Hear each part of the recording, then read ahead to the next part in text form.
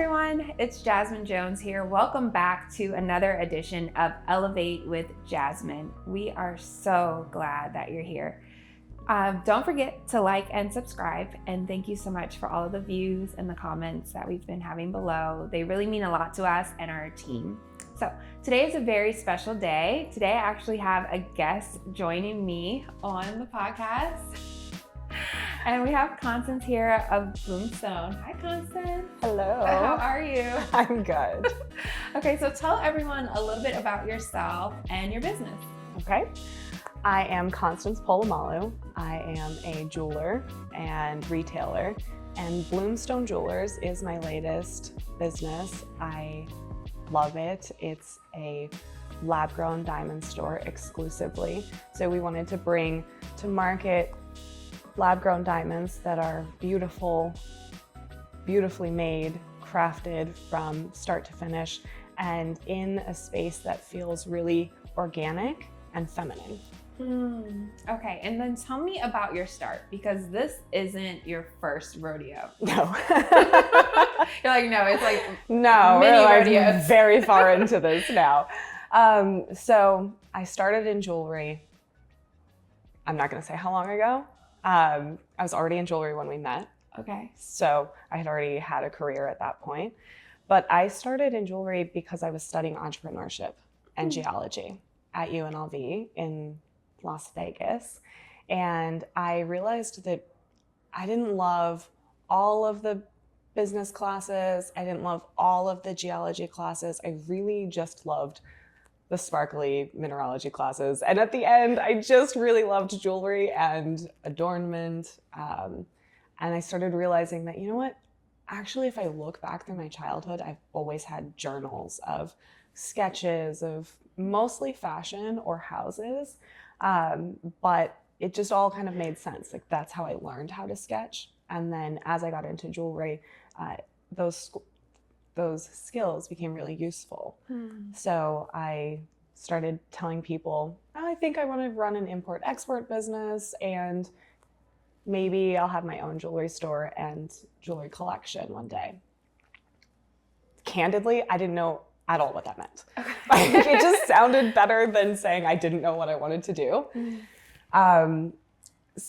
So I would just say it, and like the story got really convincing, and it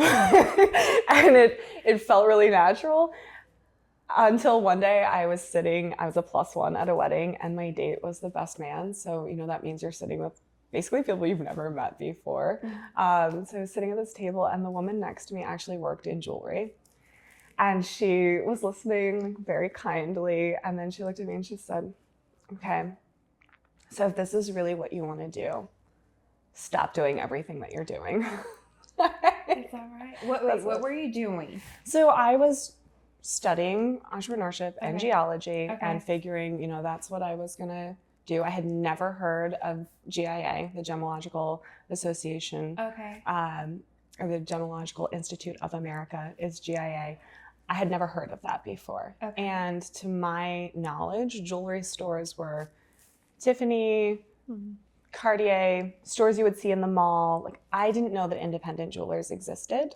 It just wasn't my reality.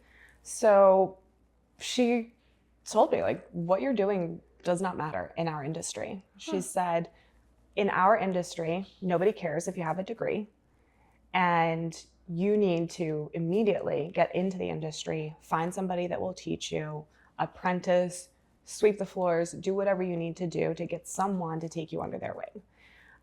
That was her advice. And I was like, awesome. I don't like school anyways. So that was all I needed to hear to drop out. So I immediately went back, and she then proceeded to give me like kind of a 10-year plan. She said, go find somebody to take you under their wing, and then do everything you can to learn, get into GIA, go to GIA. That is something that people in our industry care about, and make something of yourself, but work hard. That was really her advice.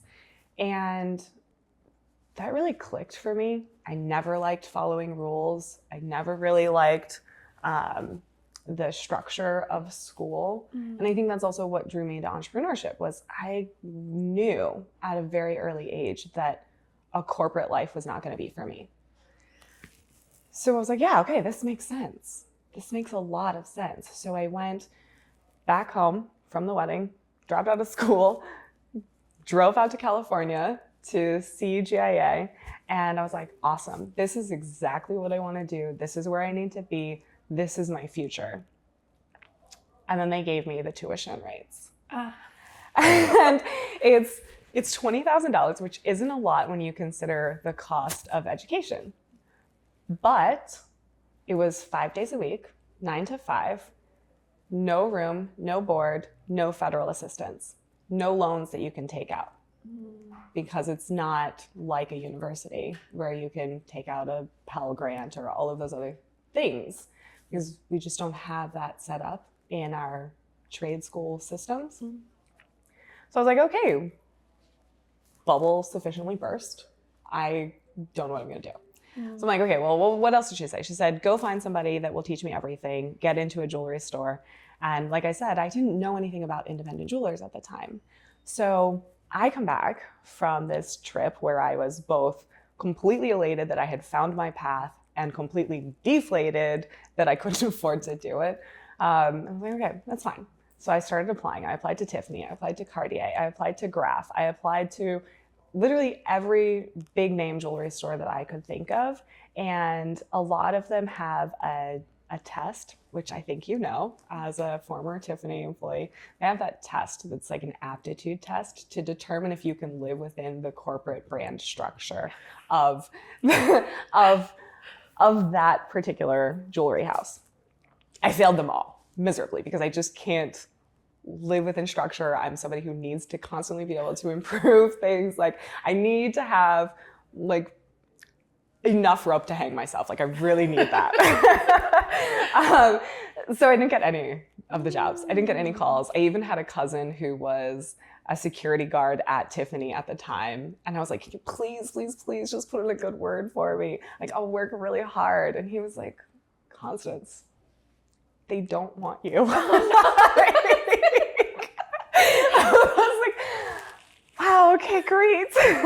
So at the time I was doing a lot of gig work. I was doing a lot of promotional modeling, swimsuit modeling, stuff like that. When I was working, I was doing a fashion show for this little boutique that I used to work with all the time. And they had brought in a woman who sold jewelry like in-home, kind of like Tupperware sales. Okay. Or Mary Kay, but for jewelry. It was called Park Lane. Oh, I've heard of Park Lane. Right. So she said, well, what do you want to do with your life? Because we were just chatting and I was just making conversation. I was really enjoying her presence there. And she was like, well, what do you want to do? And so I started telling her. I told her the whole story. She's like, okay, yeah, I can see how that can be really deflating. So I don't know how to help you with that, but you could come and work with me and put all of your entrepreneurial energy into working with me and, you know, building your Park Lane business. And you can save all of that money to go towards GIA. And it'll feel easier to save because you're working in sort of this space. Just like it's costume jewelry, so it's not the same, but at least you can feel like I'm selling rings to pay for me to sell better rings later. So I was like, okay, sounds like a better idea than anything else. Nobody else has taken an interest in taking me under their wing.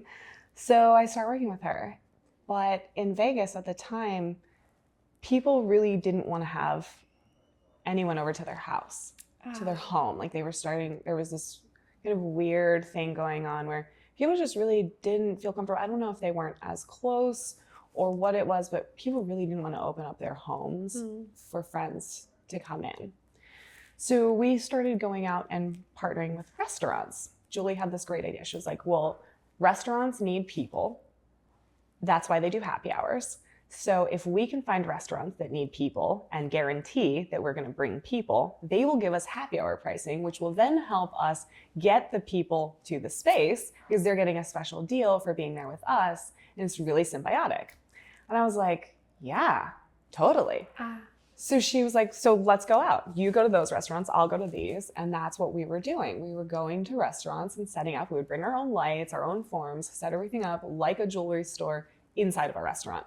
Okay, so this is a major gym. Yes. This is a startup gym. It really. is. This is how you can launch a business without a brick and mortar space Mm-hmm. and without really any customers. Absolutely. Okay, so walk me through. So you reached out to the restaurants, and what did you say to them? We would say really simply, if we can guarantee 50 people in this space, or sometimes depending on the space would be 25, whatever it was, if we can guarantee this number of people through these doors on a Tuesday night at 6:00, what can you do for us? Huh. And the restaurants would oftentimes say, oh, we can do a special spread of apps. We can do half price apps. We can do half price everything. What do you want to do? When do you want to do it? They were really receptive as well. Okay. Because we wouldn't go to chain restaurants. We would go to, restaurants owned by a chef or, spaces that felt really authentic, honestly. And they were more receptive to it. And they were appreciative. It was good for all of us. It was good for us to have a space. It was good for them to have people in the space. Oftentimes the people that would come to see us would not only shop with us and dine that night, but they would then have a new favorite space that they would come back to. Okay. So then how did you get the word out to potential customers? So we were shameless. We would go to any space where you would find a lot of people and just start talking to people. And we would have flyers, and we would, or any person that we spoke with, we'd be like, do you like jewelry? Do you have friends? Do you want to do something fun? Like, we have this thing coming up, and if you want to bring 5 of your friends, then you can actually earn credit. If they buy anything, you can earn credit to possibly get free jewelry. And it'll be really fun. You can host without all of the pressures of hostessing. And that was really compelling to people, because I think people want to gather. Right. They want to be able to host, but hosting can be really draining, I think. And what I've found now is I think a lot of people enjoy having people that they love gather. That's why weddings are so big. Right. Right? Because it's an opportunity to have people gather, but it can be really daunting. So you made a point of bringing people together in a space that you received for free. You leveraged another small business and worked symbiotically with them so that they benefited and you benefited. Yeah. You brought in product, and then how did you convince customers to purchase product? Was it just set up and price tags on them and you all had to register? Hustling. Okay. I mean, we were standing there, and we would have the customers in the groups that came in together sit at their own tables and chat and socialize, and we would set up and we would just come by and we'd say, do you want to try this on? It would look great with what you're wearing, and really make it approachable. And then when people would come over, it was just like every sale matters. Always be closing. Like, you hear it all the time, but it is the truth. It's, this would look great with what you're wearing. I see you have this color on. Is this a favorite color? And just really engaging with people and figuring out what they liked, what mattered to them. Like, I think it was just being on it. It was, and at that point, it was really simple. The price points were easy. So it was easy enough with that product to say, it's only $20. And if you buy 2, it's only gonna be $30. And there was a lot of leeway in the product for it to be really easy, so long as you were engaging with the customers. Okay, so a few gems as we put that section together. The first thing that Constance did, she had a product, but she had no customers and no brick and mortar space. Yep. So you worked in partnership with another business that had a brick and mortar space where you could bring customers in to shop their business and yours at the same time. You made it win-win for both. Yep. You hit the pavement for potential customers. Nowadays, I don't know what year this was, but nowadays we could use social media. Right, yeah. To reach out. We could host events maybe on Eventbrite. Yeah. At that time, Instagram was still only for iPhones. Okay. So dating myself a little bit. No problem. So there was no social media to spread this message. Right. And you needed to do it in person. Yep. So you physically hit the pavement. Yep. I think that's actually, maybe a bit underrated, even in today's times, where going up to people, approaching them, and not being afraid to introduce your business. Yeah. And then you made the product very accessible to them once it was there and easy to check out. Yes. And I'm guessing you had a smile on your face. Of course. Super pleasant. Super pleasant. Okay, and then you closed the sale. Yeah. Every sale you made, important. Yeah, every sale mattered. Okay. It didn't matter what price it was. It didn't matter who it was going to. Every sale mattered. Okay. And, it was just, this is why we're here. This is what we're doing. And I had a mission. I had a personal mission that I was like, I want to get into the jewelry industry. I wanted to know the industry from mine to final customer. And I had no avenue to get into any other section other than knowing the customer. So you were rejected by all those other brands. Oh, yeah. Yeah. So it sounded like you got rejected by a lot of different brands. You were going into a new field. People were turning you down. That's sort of the entrepreneurial way, right? Is you take a lot of losses. Tell us then about how you leverage that into your next chapter. You had a bit more of a storied career before really stepping out on your own. Yeah. So from one of those events in a restaurant, I met a real jeweler. Okay. So this man comes up to the table and I'm like, the event was kind of bombing. It was a terrible weather day. I was really sick. The event was just not working. But this man comes up and he's got 2 children. And me, I'm like, I need a sale. And this man has 2 children. That means there's a woman somewhere. So I'm like, you need jewelry. And I like, this is the one. So I'm running around and I am selling my little heart out. Like, he is going to buy something, probably 2 things, so that each child can give this woman who exists somewhere something. And then it starts to progress. And I realize that the children are asking me questions that are not typical questions. They're like, is this real Alexandrite? Is this mother of pearl? Is this actually gold? And I'm like, hold up.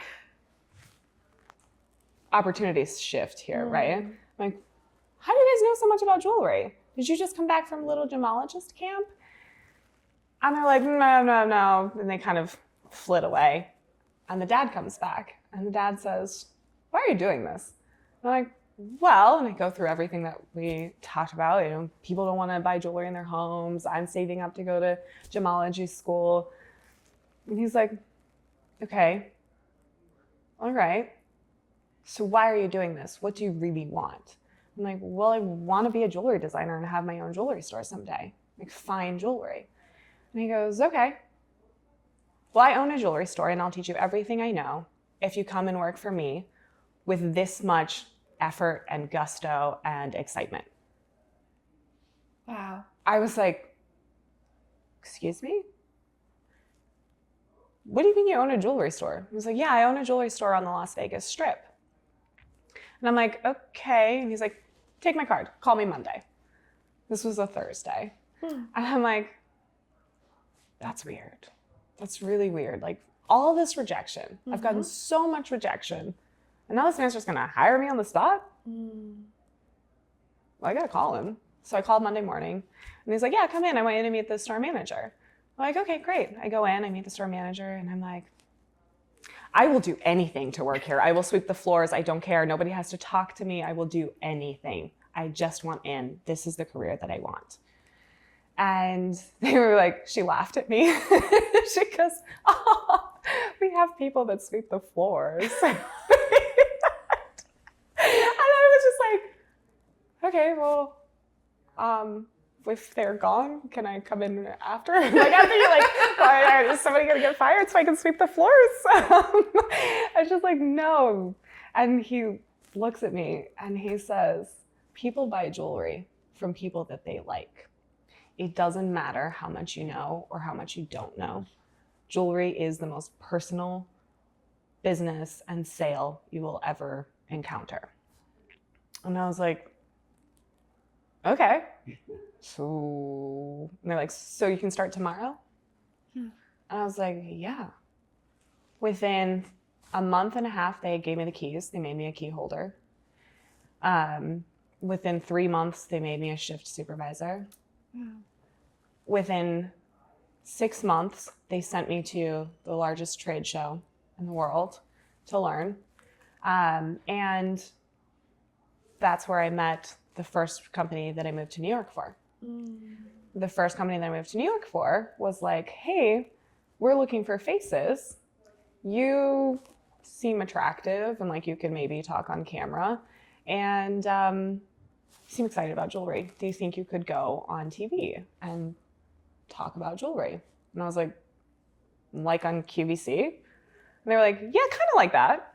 I was like, yeah, I listened to that all day because somebody had told me that if you want to be good at jewelry sales, listen to people on TV because they're selling all the time with no feedback. So, you know, you get some real gems there.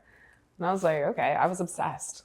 I was obsessed with jewelry at this point. And so, yeah, I can do that. I had already been studying acting before in a past life, I had gone to school for acting and performance in general. So, like, yeah, I'm really well suited for that. Like, there are a lot of things I'm not good at and that I can't do, but I can talk, and I can talk about jewelry, and I can do it with a smile, and yeah, I can do that. I'm like, okay, cool. Well, take our cards. We'll take your card. We'll call you. I'm like, all right. A few months go by. They call me to come out to New York. I go out to New York, and there's a woman. They're like, she is the queen of television, of jewelry sales on television.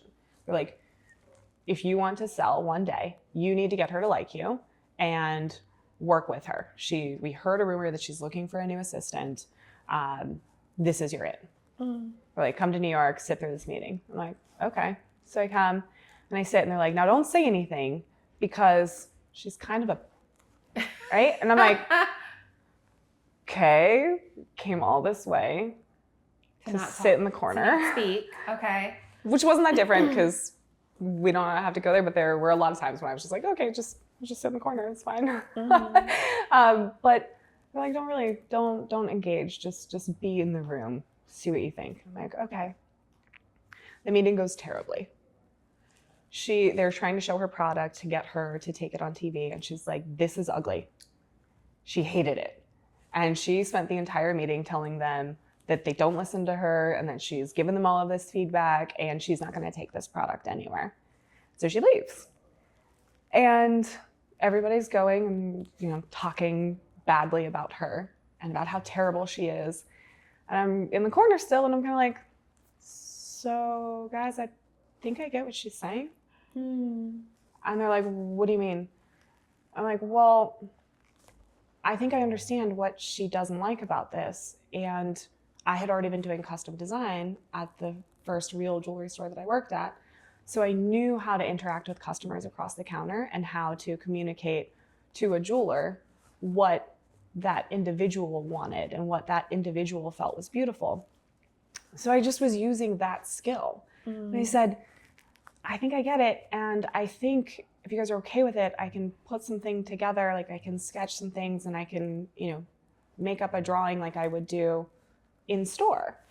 And they said, all right, whatever, go back to your hotel room and come back tomorrow.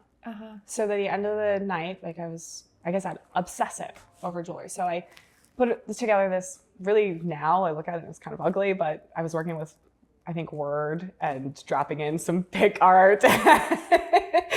Right? And then printing it out and hand drawing on top, right? It was really rudimentary. But I sent it back and I'm like, this is what I think she's saying.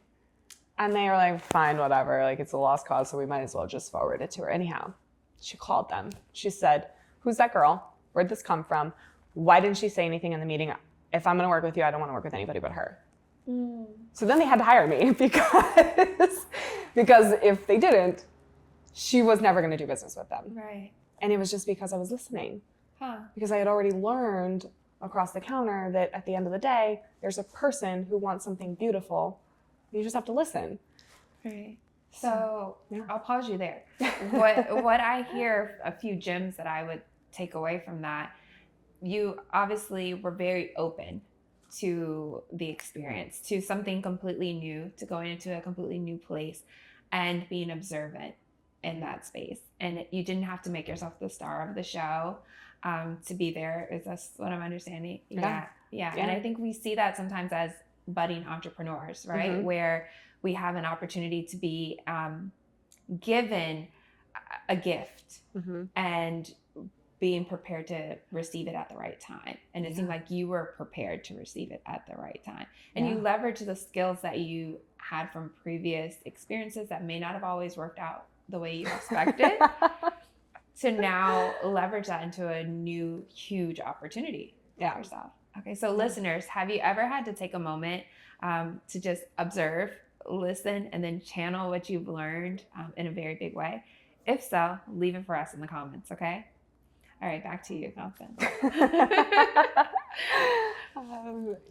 So, all right, so you were now with this Miranda Priestley type of person in this very new field in a big way. Tell me a little bit about how you were obsessive and how that sort of leaned you into your next opportunity from there. I mean, I moved to New York and I didn't know anyone. From Vegas to New York? From Vegas to New York. Okay. I didn't know anyone. Wow. But I didn't care because I wanted to leave Vegas and I wanted to get into jewelry. I wanted a career that I could have for the rest of my life. Like, I knew that when I was in Vegas and I was doing promo modeling and hula shows and all of these things that were very aesthetically based, I knew that that wasn't going to last forever. Like, I had the luxury of knowing some dancers that were in their late 40s that were really struggling with what do I do next. So I knew that that's not where I wanted to be. I wanted to build, and I loved jewelry, and my grandma loved jewelry. So, you know, when I would get really lonely, I would just walk, and New York has so many jewelry stores of so many different kinds. So I got really fortunate and I was able to afford, just barely, an apartment in Manhattan. So I could walk out my door and walk to work on 45th. Or I could just, like on Saturdays, I would just walk out the door and I would just walk down Manhattan. And I would stop in every single jewelry store. I would go up and down Fifth Avenue into Soho. I would just like comb, and every time I saw a jewelry store, didn't matter what kind, I walked in. So you made this your life. It was my everything. I didn't have friends. I didn't have any family around. I didn't have, like, jewelry was my life. And it was a beautiful life. I mean, I had never been exposed to that level of nice. Like, my parents, so taking it back, my parents had me when they were in high school, and then my dad went to the NFL.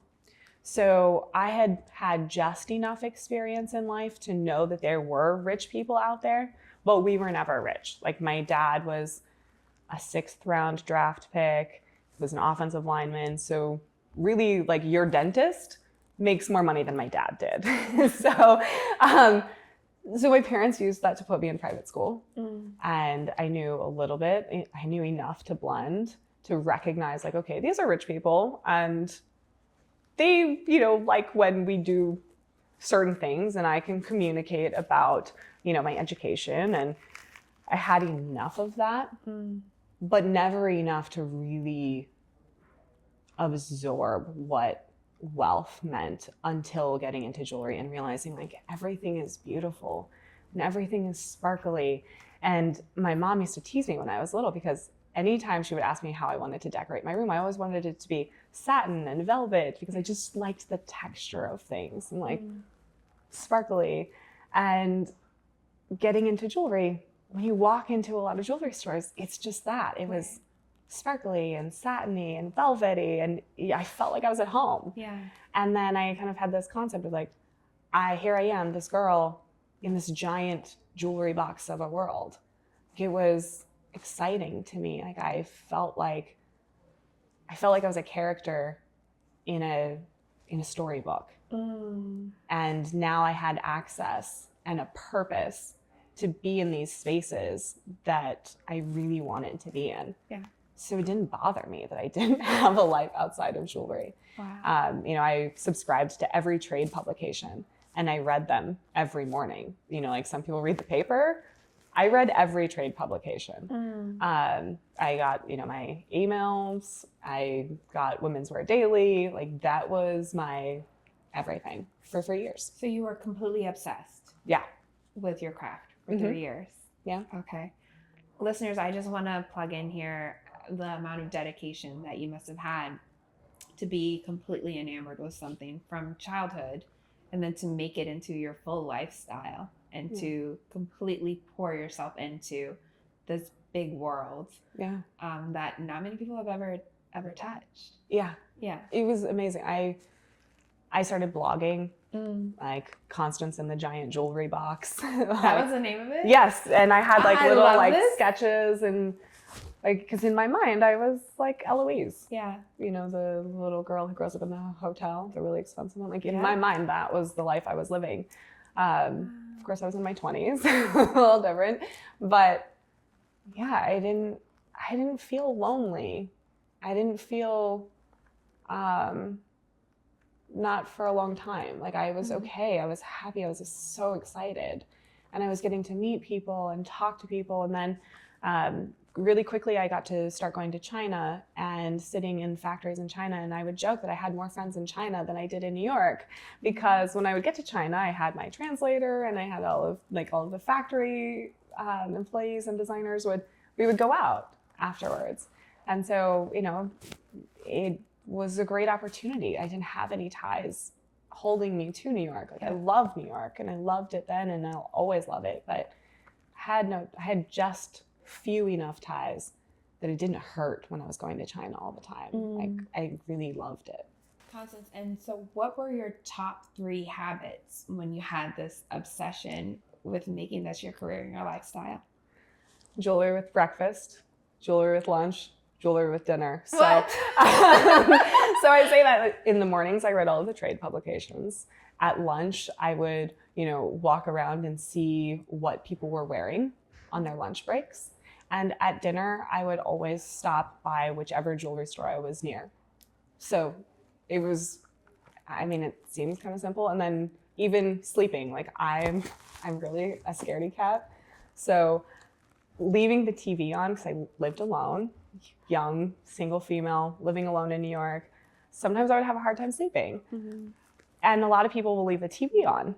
I couldn't do that because scary movie commercials would come on and then I wouldn't be able to sleep. So what I would do is I would sleep with QVC on in the background or jewelry television. Like I would literally, because I knew that they don't put scary movie ads on shopping television. So you ate, you slept, literally slept. I literally slept on jewelry. I love it. All right, so after, you know, you were sleeping, breathing New York, you're going back and forth to China, you were immersed in jewelry. Tell me about what happened next, because you had a huge career pivot. Tell me, or trajectory. Tell me about this. I fell in love. With a man. With a man. Not jewelry. Right. Okay. I fell in love with a man. And all of a sudden, eat, sleep, breathe, jewelry was just a little different. So, you know, I was in New York, I was grinding, loving every moment. And then I met Micah and I was like, oh, this is the person that I've been missing. Yeah. I didn't know I was missing a person until I met him. And I was like, this is my person. I guess I'll leave everything behind. I guess, because I knew he was going to be in the military. I knew that meant we were going to travel. And it was really scary to think, here I am, I've been building this career. I've been on this amazing trajectory.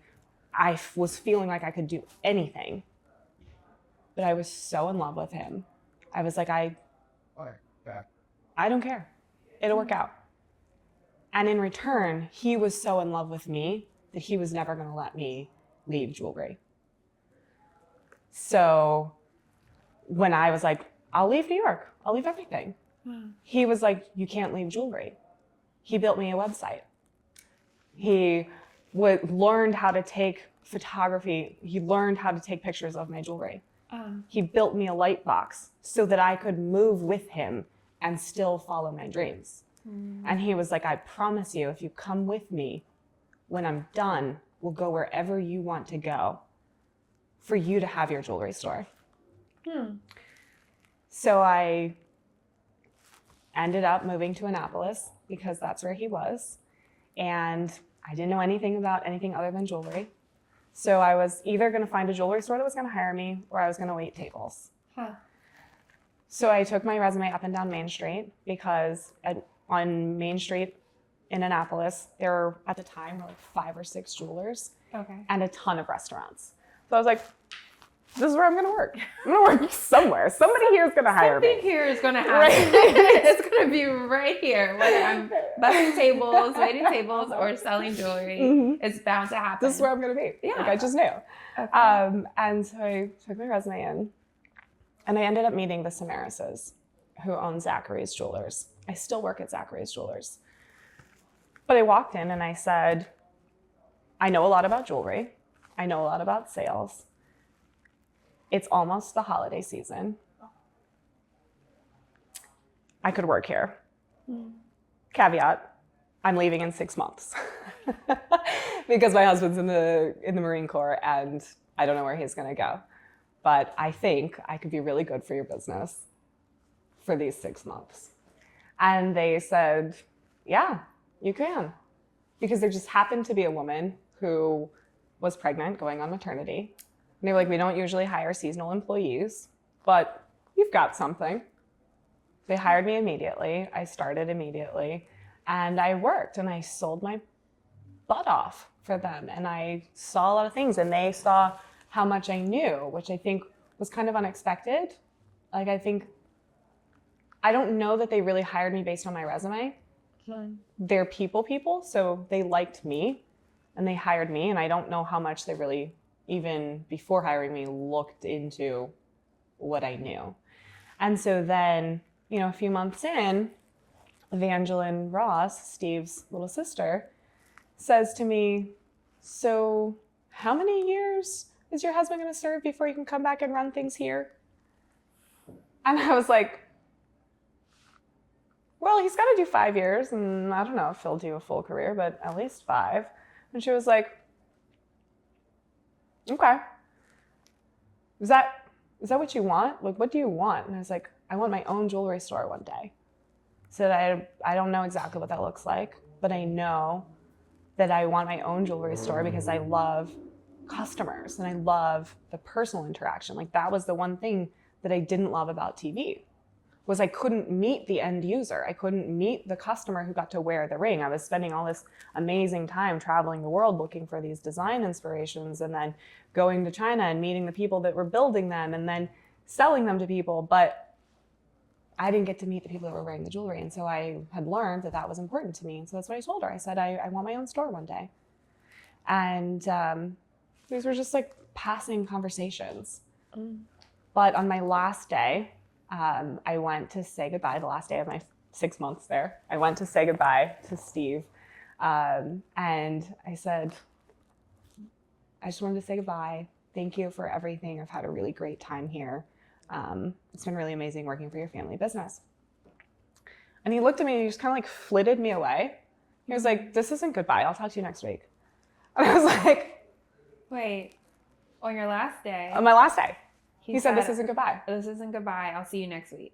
Yeah, he said, I'll talk to you next week. Okay. And I was like, that's cryptic.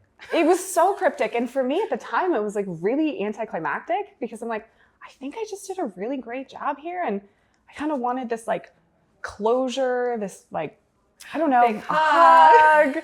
You've done great. A bottle of champagne, some flowers. Yeah, like I wanted it to be more dramatic. Yeah. And he was like, no. I'll talk to you next week. I'm like, okay, I really don't know what that means. The week goes by, we're out in Quantico, which from Annapolis, if you don't know Annapolis to Quantico, it's like an hour and a half usually. That's where my husband was doing his training. And Steve calls me. He's like, so I have an idea. I have all these new people starting and I need somebody to train them. So can you write me a training manual from beginning to end of what people need to know to work at Zachary's, and then come in once a week and train them. And he was like, I'll pay you from door to door, plus gas. And I was like, okay. And he's like, and I'll pay you when you're finished with the manual. We agreed on a price. I said, okay. And it was great for me because there was nothing that I really wanted to do in Quantico, and I really wasn't ready to do what I had done at Zachary's all over again, like go and find another jeweler and tell them I was going to be there for 6 months. And I really loved Zachary's, and I really loved the family. They're a great family. And so it worked, and I was like, this is great. And it felt like I was progressing again. Like I was kind of a training manager. So I wrote this manual. It was like 150 pages, and I called it A to Zachary's. And they were like, this is insane. This is like not what we were expecting. Again, obsessive. Obsessive. In a good way. Obsessive. In the best way. I was like, from the minute you pick up the phone, it's like how you answer, like you don't answer any way other than, hi, Zachary, or good morning, Zachary's Jewelers. This is insert name here. Like I had everything scripted. I had like, when you're sitting across the counter, you're listening first. And yeah, obsessive. I was completely obsessive with it. And I sent it over, and they're like, okay, this is great. And then I was moving to California because that's where Micah got stationed. And I was like, okay, well, I guess this is really goodbye now. And Evangeline said, no, we still need your help. And I'm like, okay, well, what am I going to do now from California? I can't just drive back and work 1 day a week. Like, what do you want me to do? And she's like, well, we really want somebody to blog. We've been wanting somebody to blog for a long time, and you know the material and you know the brand. So can you blog for us and, like maybe do some things on Instagram, create content? And I was like, yeah, sure. But Zachary's is a product-based business with unique products that are very expensive, so you can't just get them to California. Yeah, they can just send them to California for me. Right. Send them back. So I quickly learned that may not be working. And so I would try to blog from more of an educational perspective. Okay. And the problem is the site was built on Magento. And blogging in Magento is really difficult. If you've never blogged in Magento, down to the pixels, right? You have to say, okay, I want this picture to be smaller, so I'm going to shrink the pixels to be. I don't know if anyone even uses Magento. Sorry to. Yeah, no, because it's obsolete for this purpose. So you have to code, or you have to change all of the pixels. You have to know. So I had figured out, like, okay, if I want this size, I need 150 pixels by 356 pixels. And I was like, this is crazy though. And I had already had a site on Squarespace. Okay. And I was like, Squarespace is easy for this kind of content. We love Squarespace. I love Squarespace. Shout out to Squarespace. Shout out to Shopify, like changing the game. We want them to sponsor us. Squarespace, if you're listening. Squarespace, if you're listening. Squarespace, if you're listening. Sponsor Elevate podcasts and community. Absolutely. Okay. Back to the show. So, and I had gone to them and I said, okay, there's this platform that I already know how to use. It's so much more convenient. And I'm like, the reason that we were on Magento was because it could hold the product, the volume of product, but it still had to be entered independently. And nobody was buying. Nobody was buying from Zachary's online. It just didn't flow nicely. The site was at this point outdated. Like, it just wasn't up to par. And so I was like, well, if we're not selling anyways, and we want to just have more content and we want it to look more modern, why don't we just move to Squarespace? And everyone's like, I don't know, what's Squarespace? And they're like, well, so then do we have to enlist the developers to come back and build this? And I'm like, no, that's the beauty of Squarespace is I can actually do it. I can just move everything over. And they were like, this sounds like a really big project because the first time we did this, there were all these tech people involved and all these things. And I'm like, no, that's just it. And I'm like, look, I put together something to show you what it could look like. And they're like, oh, wow. And going from Magento to Squarespace was like, it was easy. There was no way that it was not going to look better. I had to learn a lot about SEO to fix some of the things, but realistically, Squarespace already had a lot of SEO tools built into teaching, Google and all of the search engines how to find everything. So that became my new job. Then I went from salesperson who was only going to be here for 6 months to training manager to now, I think my title was like director of digital development. Okay. And working remotely, which nobody in jewelry has somebody who works remotely. Like that's just it's very atypical.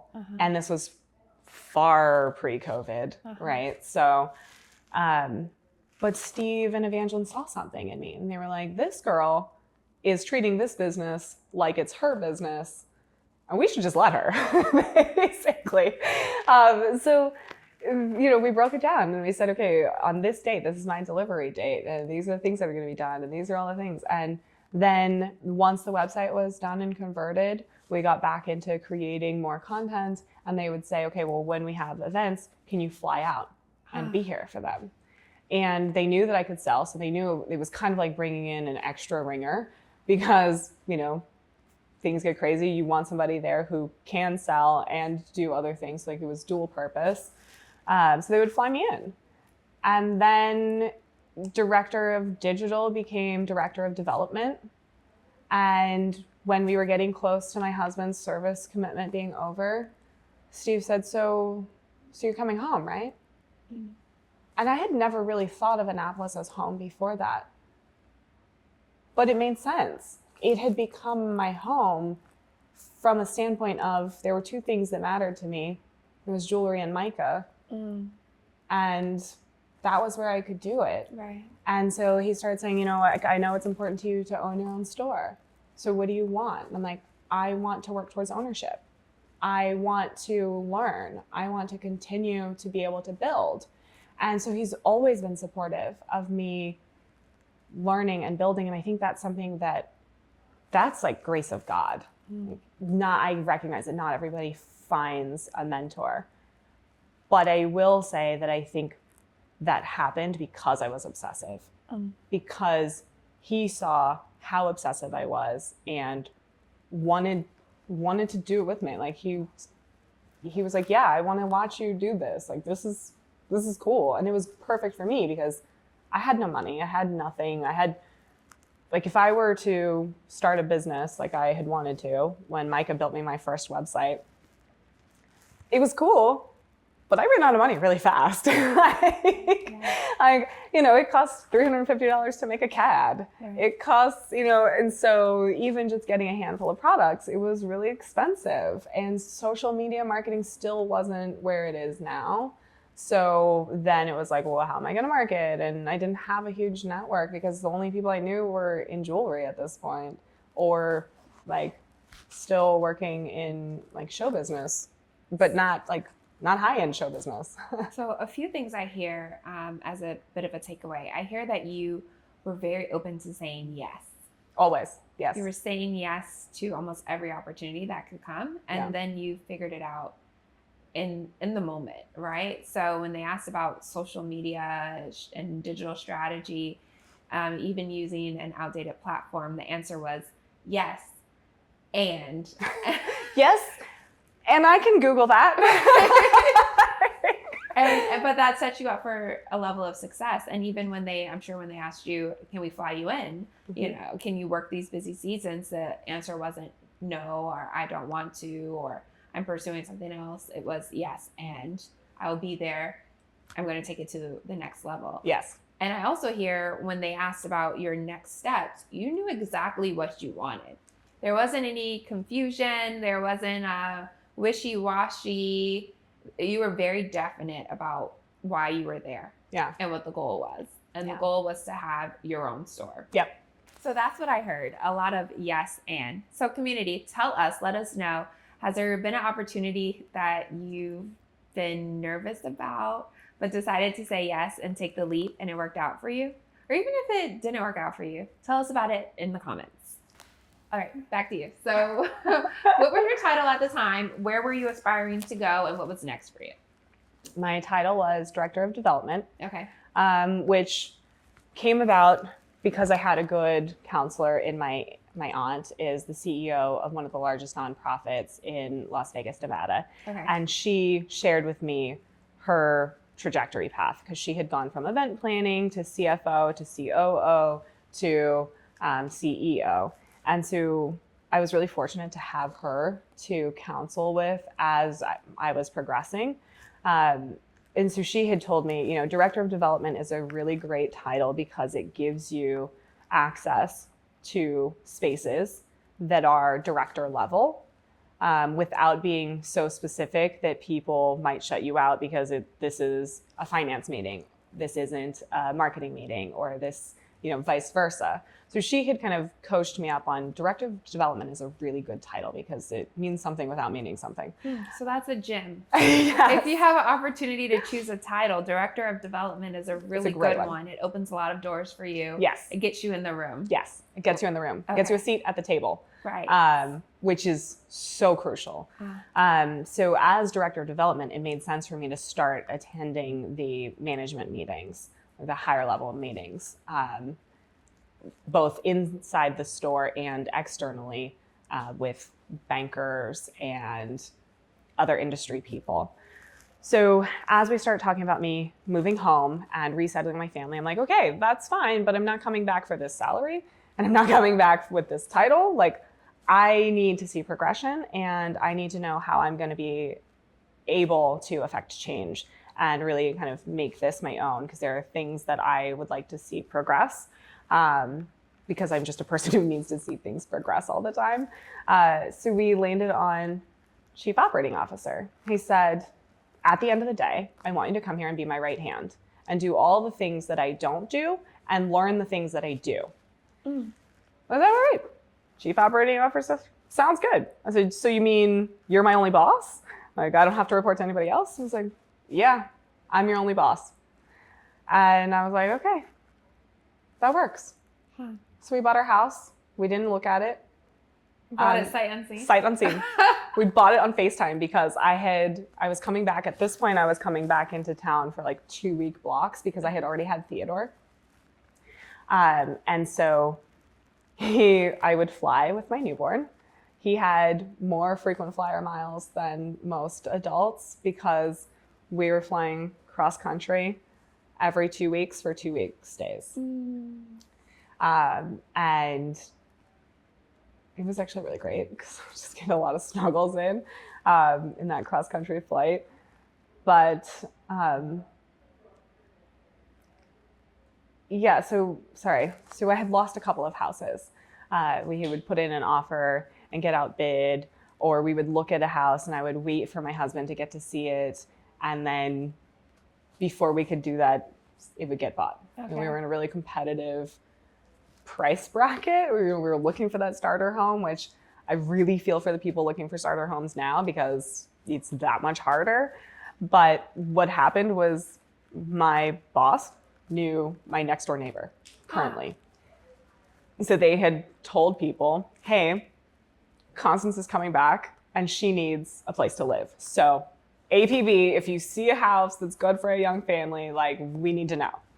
So that network. Network is everything. Being honest with your network about what you need. Exactly. And where you are in life.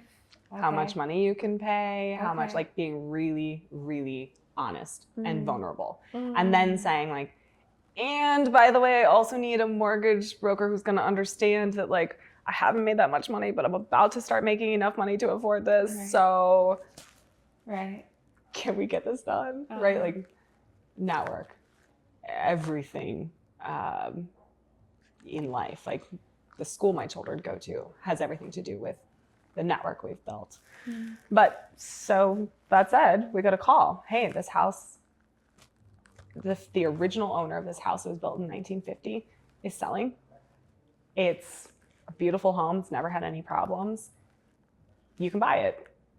It was the right price. It was the smallest house in the neighborhood.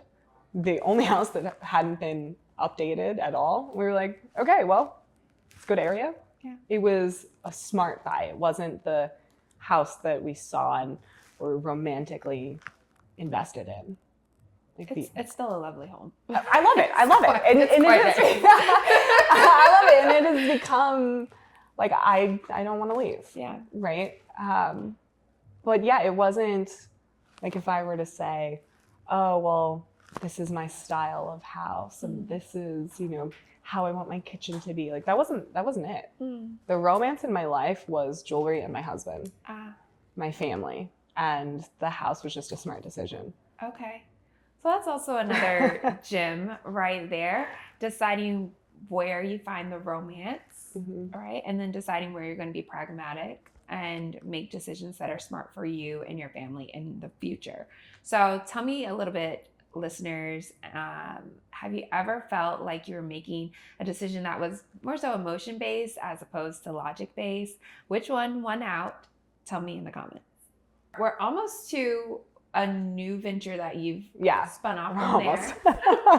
yeah. No, but this is an important part. I think it's so often founders talk about the success. Oh, I have this brand, I have this title, but there was a lot of steps to get you there. And I think it's important for us to know as we're elevating, as we're on these journeys, how to get there. You took you took a very important step in asking your circle about which title to accept in order to get you to the place that you wanted to go. Yeah. And they all knew that you wanted to have your own store. Yeah. You wanted to have your own brand. Yep. So they were helping you along the way. Yeah. So I think this video, this podcast is helping people along the way. So you're that auntie. Okay. To everyone. Let me be your auntie. Yeah. So no apologies. All right. So you're COO, you bought a house, pragmatically. Yeah. So less emotion, more logic, more what made sense for your future. Yeah. And now you're going into a new chapter. You have a little bit of stability. You have a hubby. You have a baby. Yeah. Tell me, what happened? What happened next? So a couple of things happened. One, I was working on we were going to franchise another brand, a big brand. We were going to set up a franchise store because I knew coming back, I wanted to pour energy into something new at the same time as building. I wanted to really cut my teeth and quickly show the community that they could trust me as the next owner. And that fell through. And failure. All right. Yes. So there was a failure. Horribly. Okay. And yet I thank God every day it failed. Yeah. Because I was so disappointed. I mean, my grandmother was on her deathbed and we were talking about this franchise that I was going to open in Georgetown. And I was so excited. And my grandma was like, some of her dying words to me were like, I know you're going to have the best diamond store in DC one day. And so when it fell through, it was like, oh my God, I've let my grandma down. Right? And I had tried, I've heard you talk about, you know, being afraid to tell your investors about being pregnant.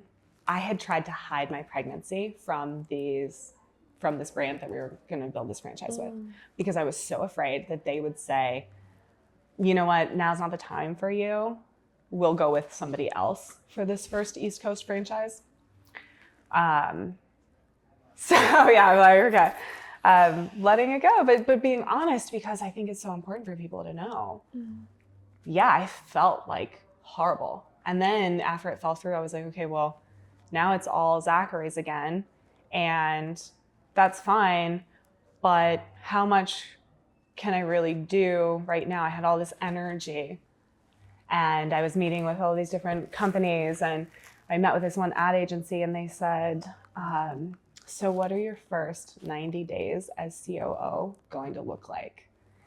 And I was like, well,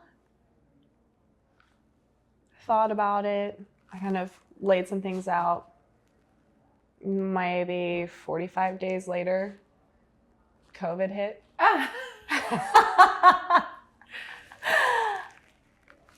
So there was that. Yeah. But actually, again, yes, and silver linings. COVID was really good for me as a leader to learn and to really, because it shook everything up. And when you're coming into a business, when you're an entrepreneur coming into a business that's established, that has things that it does, that operates from tradition, it can be really hard. It can be really stifling. And I think that's why a lot of entrepreneurs don't end up taking over other businesses, and why so many businesses have a hard time moving from generation 1 to generation B, or 1 to A to B, right? COVID was really good for me because everything was broken. Nothing was the same, and that gave me something to build. So it gave me the opportunity to say, yeah, these are uncharted territories, and it might feel so uncomfortable for somebody who's already been doing this for so long, but for me, everything's uncomfortable. So I'm in my element. Let's do this. Right. We started doing Facebook Lives, and we set up, like, I used my skills, like going back to what I had learned. So I'm like, I know how to do this. I know how to sell to people who I can't talk to in person. Like, we just need a camera, we need some lights, we need 2 people talking, and those 2 people need to be quarantined before. So we were quarantining our staff in like groups. And we would say, you're responsible for not getting COVID during this week or 2-week period so that you can sit on camera with a partner without a mask and sell to people at home. And our camera crew would be masked, and we, were working in the dark a lot of times.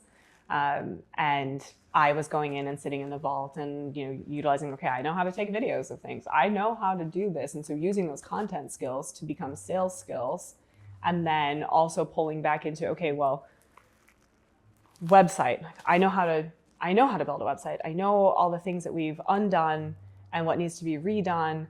And now is the time. So it gave me an opportunity to set forward a plan and really step into leadership during a time that was uncertain for people. I was really proud that we didn't have to lay off a single person. Nobody who worked for our company went one single day without their regular paycheck, period. And I was really proud of that. I was proud to be a part of a team that said, you know what, this is a scary time, but everybody's going to eat.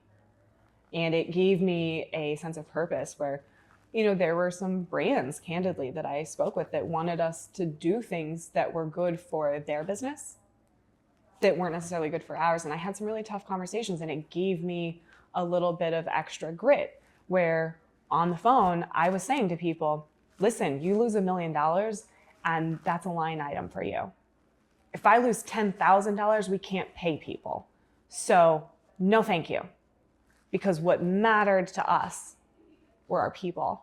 And I would say very clearly, I have 13 families to feed. We're going to do it at all costs. And all of our partners during COVID fell one side or the other. They were either on board with that and they knew we are people first and the people matter most, or they didn't. And we may not do business anymore. So it was really good for me. So I never could have expected that my first 90 days were going to be COVID, right? But it was great. And then it set forward to all of the things that we knew we needed to do. So then from there, it was like, okay, well, what were the things that we could have done better if we were better prepared? Like, we weren't really omni-channel because I had changed the website to be a really great feeling space, a great space to get a sense of the vibe, but it wasn't operational. And we were still having to upload things into places, and there was a lot of tracking. So I said, well, what can we do to have one single source of truth? And I started seeking that. What can we do to make our business happen in real time, whether the doors are open or not? And so then that informed the next 2 years of our business. And in that time, I was also really worried. I didn't know what jewelry was going to look like after COVID.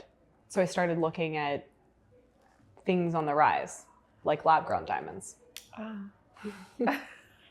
All right, so this is a special thing. So just as a quick recap, I hear a lot of learning how to be a better leader through adversity and not taking the easy route, right? Not going along to get along, but making some really strategic decisions that could set your business up for the future. And you became then an omni-channel retailer. You built a digital platform where these products could be purchased, one, through Facebook Lives, which is amazing and very creative, very QVC of you, but then also through your .com. Okay, so then that brings us to your next chapter, your next development. First, listeners, chime in below. Let us know if you've faced any adversities, if you've seen distinct challenges, what have they been and how have they impacted your business? Share below. Constance, you shared with us a little bit about your past experience with acting, but one thing that we know about you is that you're also a beauty queen. Tell us a little bit about your title and how you leverage the skills in pageantry to pitch your business. Yes. So when we met, I was Miss American Samoa, United States. And that was actually the last pageant that I did. I had competed several times before. I had competed in Miss Louisiana USA, in Miss Nevada USA, in Miss Pearls of Polynesia, lots of pageants before that. And that title that I received was one that actually came from me. There was a group of people looking to send a delegate, and they said, we actually have seen you before. We've seen you not win, epically not win, but we think you can do this and you can be a really great face and voice for our people and go and represent. So it was the American Samoa Society that reached out, and they wanted me to just make sure that it was kind of a PR thing for the island. It was like, go there and make sure people know that American Samoa exists, because many people still don't, and that people know that we're a loving culture. So when we met, my trajectory path for that particular pageant was so different than any other. It was like, I'm not here to win. I would love to win, but I was prepared to fail. I was okay with it, because what winning looked like for me in that moment, in that particular pageant, was saying, hi, I'm Miss American Samoa. Nice to meet you. And making this was friendships. For the national competition of Miss United States. Exactly. And American Samoa was the first called, right? Were you first in line? Or was there someone in line before you? I was third, I think. Third, okay. I think I was third. Okay. I'm trying to remember. Alaska was represented. Alabama. Okay. And Arkansas. Okay. And then okay, wow. Yeah. No, Arkansas was after me. Okay, so you were third. No, that's incredible. So you had a chance to really show the world your culture. And then, but you learned a lot of skills as you were preparing, going through pageantry. We were talking earlier about how we can stand up in swimsuits, speak on stage, be our best selves, and still not win. Yeah. And you most likely not win, actually. The odds are against you. You're most likely not going to win. Yeah. And if you're not okay with that, it's going to be a really rough road. Do you think that shaped you in entrepreneurship? Absolutely. I like to think of myself as a recovering perfectionist. Because perfectionism can be really stifling. If you are waiting for everything to be perfect before you step out the door, you will never leave. If you're waiting for your body to be perfect before you step out there on a swimsuit in front of however many people are there, you're going to be waiting for a long time. And that doesn't make it any less difficult. Yeah. Right? Like, it's still scary. It's always scary. It sucks to fail. But that slim chance that you might succeed, I think that's worth every failure.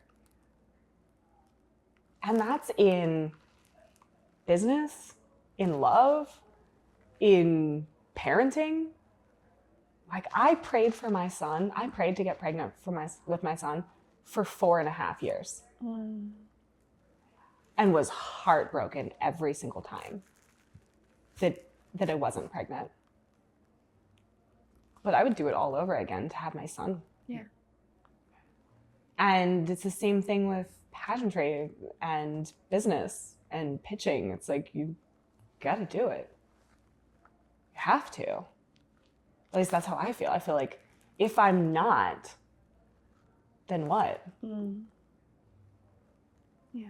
And that's, I think, I imagine that people who are watching this feel that same, like, tearing at your soul. It's hard to imagine that not everybody feels that way.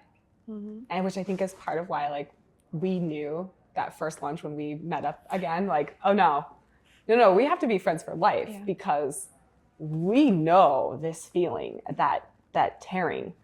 I don't recommend anybody quit their job and start a new business or start from zero. Yeah. Start with negative. Right. Start with less than, right? I don't recommend that to anyone. But if you have that feeling, that tearing feeling of needing to do it, you can't be afraid to fail, because you're most likely going to. You can't be afraid of not being perfect, because you're never going to be perfect. Like, coming to terms with that, and you have to, because you have to be okay with failing and being embarrassed if you are going to ask for help. Right. If you're too embarrassed to ask for help, then you can't build a network. Because people, I think a lot of times when you're networking, people are expecting you to want something from them.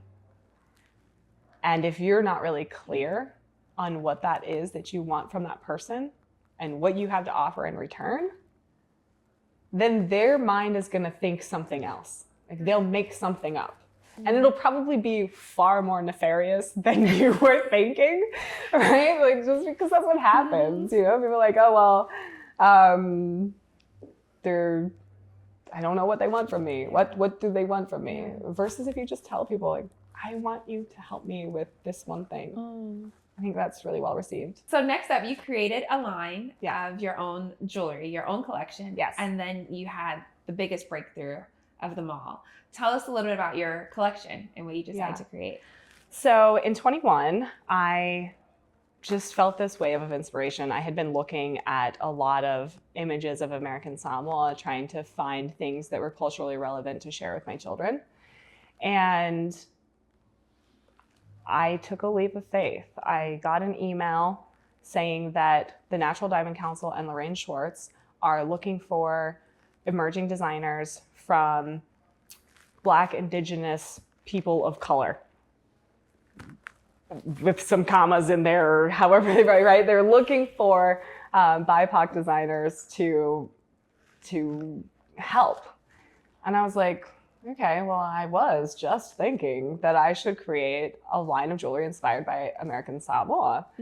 And it just kind of happened. So I reached out to my network and I said, hey, the intro says that you have to have been in business for a year.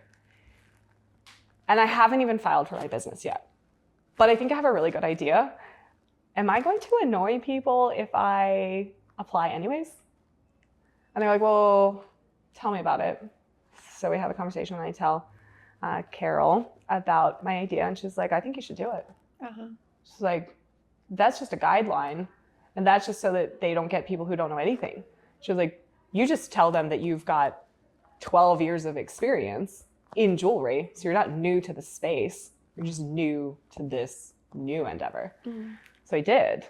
And about 5 weeks later, they told me I got it. So I did a ton of work. And a few months later, I introduced what I said were, these are 7 pieces of my soul. Hope you like it. Did you tell them that? I did. Whoa. I did. I told all of the editors and publicists, and I was like, this is my soul in 7 pieces. I've never designed this vulnerably before. And they loved it. And I was shocked.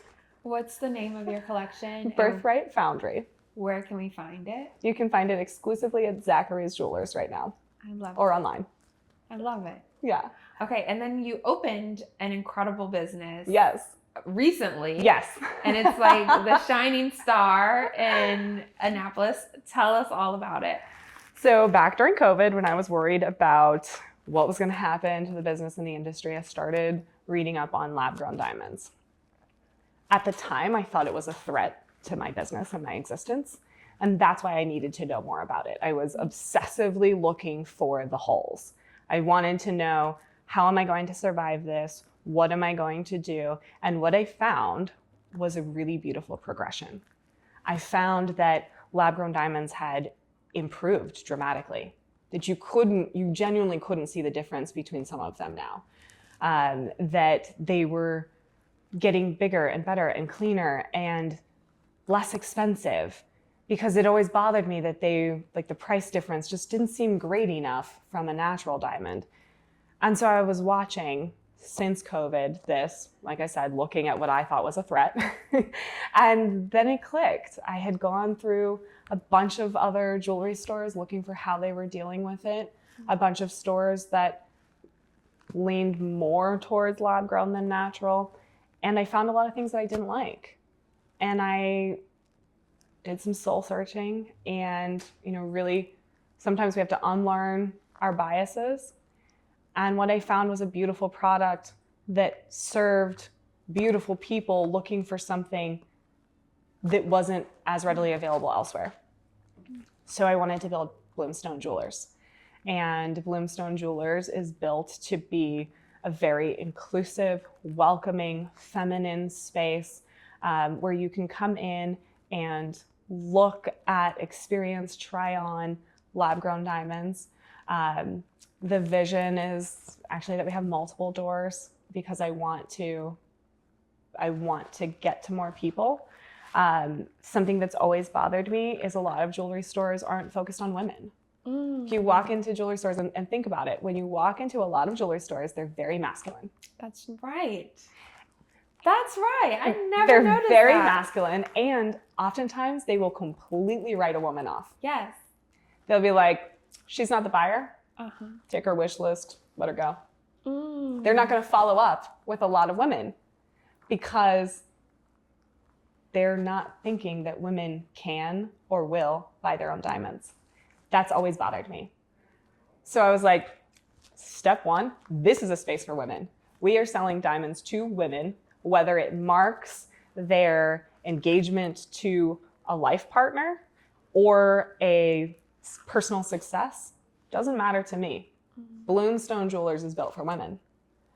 All the way around. I mean, the way that I tried to curate it, I wanted to have a space that had things you can physically try on, because there are a lot of players in this space that are digital and have showrooms, but you have to book an appointment, and you can really only look at what you tell them you want to look at, because they might have to bring it in from elsewhere.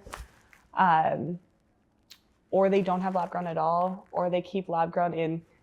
A friend of mine actually said this to me. He said, well, they put the lab grown diamonds in the corner with all the other naughty diamonds. And I was like, I don't want to sell things that way. I don't think that feels good. Like, jewelry is deeply personal, and diamonds are deeply personal, and I believe really rooted in our humanity in a lot of ways. And you should feel that way when you walk into a space to buy them, because you use them to celebrate things. Like, I don't know very many people who buy diamonds because they're angry, or sad. Yeah. You buy them for your best day. Yeah, you buy them on your best day, or to make a day your best day, and to remember. And that, I think, comes down to actually the science of it. Like, the one thing that every ancient human civilization has sought after and valued is daylight. And what makes a diamond beautiful is its refractive index, its ability to find the smallest amount of light and reflect it. And I think that's our true obsession with diamonds.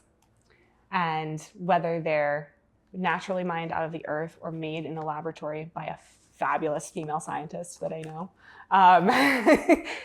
that's what it's about. It's about reflecting light in every moment. And that should feel good to buy. And then because it's my space and, you know, I get to kind of make some of these decisions, I also wanted it to be a gathering space. Yeah. Right. So you've had events. Mm-hmm. Okay, go ahead. Yeah. Tell me about this. Yeah. So going back to, you know, my early roots of trying to pair our business that didn't have a brick and mortar with restaurants that had space but no people, I wanted to do kind of the opposite with Bloomstone. So there's a lot of seating, there's a lot of open space so that we can host gatherings.